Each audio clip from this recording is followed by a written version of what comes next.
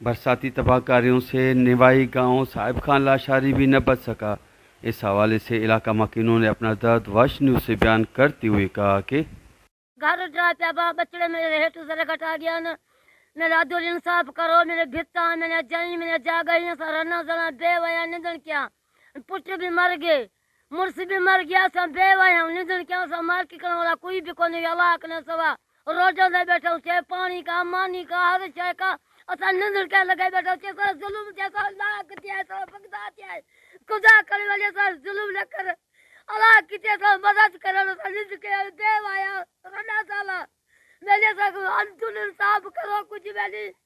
कुछ करो जो लाख जो लेको तो बचड़ा दर बदर रिस्क बकरी बकरी है का गाल एकड़ी है वो अब ऐसे ही मिला जाते हैं नीचे इतने बड़े यतीम बचड़े रोजा ने मिल जाए पानी का मानी का ना रिली ना गोदरी ना थाल ना थिपा अच्छा बेवाया निकल खुदा करो मदद करो लाशारी गोठ में एडी तबाही आ मुझे चाचे गुलाम मुस्तफा जो घर तबाह थी ॾिसो पाण था मुझे भा मिर्गुल जो मथियो जगह किरी पियो आहे उनका बावजूद इमदाद आ मंजूर आ सोनो आ इन सभिनीनि जा जॻहियूं किरी पिया आहिनि साईं असांखे ओही वाही कुझु बि न आहे अलाह जो सहारो आहे ॿियो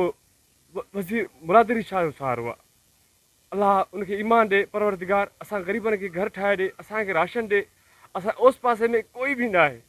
अलाह जो सहारो आहे हिते वेठा आहियूं ॾिसो छित बि न आहे असांखे ईअं ई वेठा आहियूं मना धन सब किरी पिया सांजण जा माल जो मना किरी पिया सॼी जाइ हंधो हंधो छिॼी पई आहे गरीब आहियूं पुटु वॾो इहो मंडड़ो आहे मुड़ुसु कमाए नथो सघे ग़रीब त घणी आहे पेट का आज़ुरत आहियूं बुख ते वेठा आहियूं राति ॾींहुं कमाइण वारो कोई कोन्हे कोई मुताबिक़ इहो कयूं था त हिन बरसाति में असांजो कुझु न बतो इहे घर इहे दीवाना असांजा सभु किरी पिया आहिनि हिन महिल असां सां तमामु ॾुखे में ॾुखियो वक़्तु आहे जेको असांजो ॿुधियुनि अफ़सरनि जेके बाला अफ़सरनि जेके असांजा MN MP आहिनि असां सां मदद कनि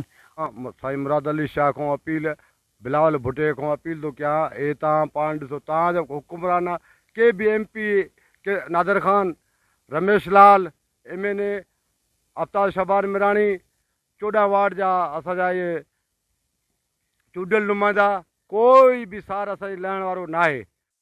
उन्होंने मजीद कहा कि हुक्मरानों की बेहिसी समझ से बालातर है। कैमरा टीम के साथ गुलाम अली ब्रावई, वश TV शद्दाद कोट।